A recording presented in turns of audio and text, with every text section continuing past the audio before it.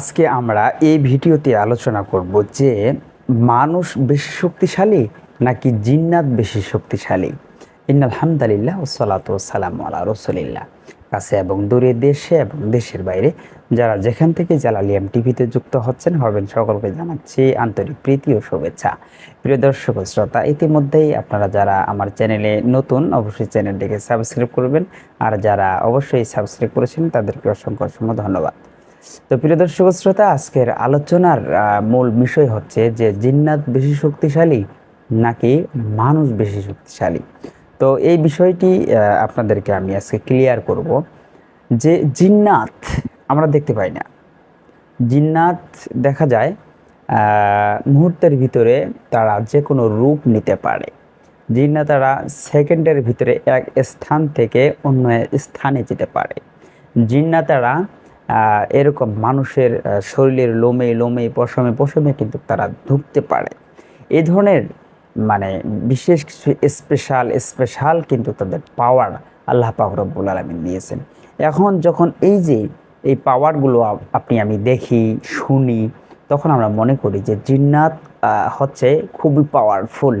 এবং বর্তমানে সিচুয়েশনে যে জিন্নাতগুলো মানুষদেরকে এত পরিমাণে আপনার কষ্টের ভিতরে ফেলে দেয়, মানুষদেরকে এমন এমন বিপদের মধ্যে ফেলে দেয়, এবং যারা জিন জাদুতে আক্রান্ত তাদেরকে একদম রোগে রোগে বিভিন্ন আফত বিপদ দিয়ে মুসিবত দিয়ে তাদেরকে মানে পরিবারটাকে ধ্বংস করে দিচ্ছে, এরকমও কিন্তু জিন্নাত আছে। এই ধরনের বড় বড় ক্ষমতাগুলো দেখে, বড় বড় পাওয়ারগুলো দেখে অনেকেই মনে করে যে জিন্নাত বড় শক্তিশালী, কিন্তু মূলত কি তাই না। আল্লাহ রাব্বুল আলামিন বলেন যে মানুষ হচ্ছে আশরাফুল মাখলুকাত, মানুষ হচ্ছে আশরাফুল মাখলুকাত, আল্লাহ নিজে বলেন। এবং মানুষকে আল্লাহ তাআলা সম্মান দিয়েছেন, ওয়ালাকাদ কাররামনা বানি আদম। আল্লাহ তাআলা বনি আদমকে কি সম্মানিত করেছেন, এবং মানুষকে আল্লাহ তাআলা কি বানিয়েছেন, আশরাফুল মাখলুকাত। ওমা খালাকতুল জিন্না ওয়াল ইনসা ইল্লা লিয়াবুদুন। আল্লাহ তাআলা মানুষ এবং জিনকে বানিয়েছেন তার কি করার জন্য, ইবাদত করার জন্য। আল্লাহ তাআলা বলেন ওমা খালাকতুল জিন্না ওয়াল ইনসা ইল্লা লিয়াবুদুন, যে জিন এবং মানুষকে কি বানিয়েছি, আমি আল্লাহর ইবাদত করার জন্য বানিয়েছি। এখন মূল বিষয় থেকে যদি আমরা সরে যাই, আল্লাহ তাআলার ইবাদত, সেখান থেকে যদি সরে যাই, অবশ্যই আমরা বিপদগামী হব, বিপদমুখী হব। আমরা ইবাদতের ভিতরে যদি না থেকে শান্তি চাই তাহলে কিন্তু পাবো না। এই জন্য বলতেছিলাম যে আমরা আমাদেরকে যে জিন্নাত যে ক্ষতিগুলো করতেছে, এগুলো আমরা ইবাদতের মধ্যে থাকলে এই ক্ষতিগুলোর ভিতরে কিন্তু কখনোই পড়তাম না। তো যাই হোক, মূল বিষয় হচ্ছে কোনটা, মূল বিষয় হচ্ছে যেটা আমি বলতে চাচ্ছিলাম যে জিন্নাতেরা বেশি শক্তিশালী না মানুষ বেশি শক্তিশালী।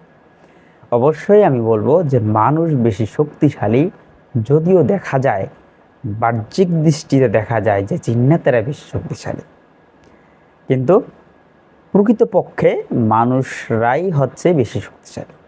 ঠিক আছে? কেন? যেমন দেখেন হজরতে সুলাইমান আলাইহিসসালাম, সুলাইমান আলাইহিসসালাম ইনি সিংহাসন নিয়ে উড়ে যেতেন। ইনি পিঁপড়ার ভাষা বুঝতেন, পশু পাখি জিন্নাত সকলের ভাষা বুঝতেন, এবং জিন্নাত দ্বারাই ইনি কাজ করাইতেন, জিন্নাত দ্বারা সমস্ত বিষয় তিনি করায় নিতেন। ঠিক আছে? হজরতে সুলাইমান আলাইহিসসালাম এরকম পাওয়ার আল্লাহ তাআলা তাদেরকে দিয়েছে। আচ্ছা, বর্তমান সিচুয়েশনে যদি আপনি উদাহরণ চান তাহলে দেখবেন যে জিন্নাত খবির শয়তানেরা এত পাওয়ারফুল, আপনারা হয়তো ভিডিওতে দেখে থাকবেন, বিভিন্ন মুদাব্বিরেরা কবিরাজরা বা আমার ভিডিওতেও দেখবেন যে তারা এত দাম্ভিক্য দেখাচ্ছে যে না আমাকে মারতে পারবি না, কাটতে পারবি না, ছুঁতে পারবি না, কিন্তু একটা আয়াত পড়ে যখন তার ব্যাপারে একটা পদক্ষেপ নেওয়া হয়, দেখা যায় যে সে সাথে সাথে কি হয়ে যায়, কাতর হয়ে যায়। এই জন্যে আল্লাহ রাব্বুল আলামিন মানুষের শেফা, মানুষের জীবন বিধান, রাষ্ট্রবিধান এবং শিফা সবটাই কিন্তু কোরআনুল কারীমে আল্লাহ রাব্বুল আলামিন দিয়ে দিয়েছেন। এটা যদি আমরা যদি রিসার্চ করে যদি ব্যবহার করতে পারি, কোনটা কোন কাজে ব্যবহার হবে, এটা যদি ব্যবহার করতে পারি, তাহলে জিনেরা কী শক্তিওয়ালা হয়েছে, আমরা আল্লাহ তাআলার সাহায্য নিয়ে একটা আয়াত পড়ব, তো দেখা যাবে যে তাদের সমস্ত চক্রান্ত, তাদের সমস্ত কায়দা কৌশল দেখা যাবে নস্যাৎ হয়ে যাবে। এটা হচ্ছে কোরআনী পাওয়ার, এটা হচ্ছে আল্লাহর পাওয়ার, যে আমরা আল্লাহ তাআলার কাছে চাচ্ছি কিনা। তো সব মিলিয়ে দেখা যায় জিন্নাতারা যতই মানে বেসিক কিছু আধ্যাত্মিক শক্তি তাদের যদিও আল্লাহ তাআলা দিয়েছেন, কিন্তু তাদের ব্যাপারে পদক্ষেপ নেওয়ার বিভিন্ন উপায় কিন্তু আল্লাহ তাআলা আমাদেরকেও দিয়ে দিয়েছেন।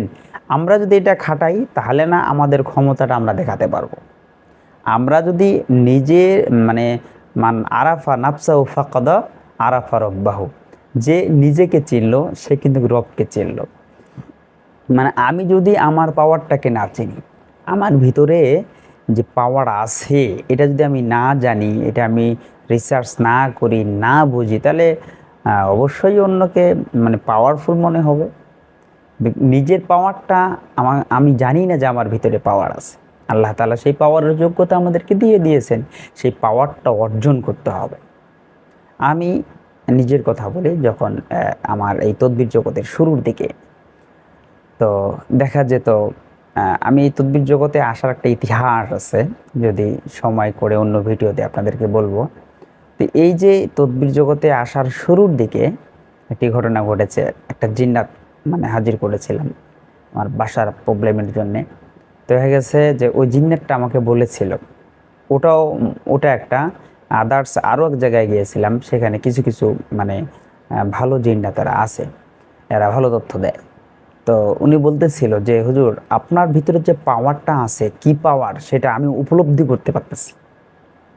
আপনার ভিতরে যে একটা পাওয়ার আছে, যেমন আমাদের কিন্তু মুদাব্বিদের বিভিন্ন পাওয়ার আছে, রুহানি পাওয়ার, আধ্যাত্মিক পাওয়ার, কাশফের পাওয়ার, হ্যাঁ অনেক পাওয়ার আছে। তো জিন্নাতের সামনে দেখা যায় এটা পড়লে ওরা বুঝে আসে যে আসলেই কি পাওয়ার থাকে। তো বলতেছে হুজুর, আপনার ভিতরে যে কি পাওয়ার আছে এটা আমি বুঝতেছি। তো যেদিন সে এই কথাটা বলেছে সেদিন থেকে আমি কিন্তু এটা নিয়ে গবেষণা করি, আসলে কি কথাটা বললো, আসলেই আমার ভিতরে পাওয়ার আছে।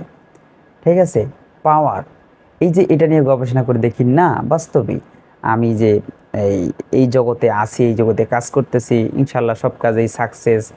এবং এটা নিয়ে রিসার্চ করতে করতে নিজের ভিতরে যত প্রকার পাওয়ার আছে সেগুলো কিন্তু আমি রিসার্চ করতে পেরেছি।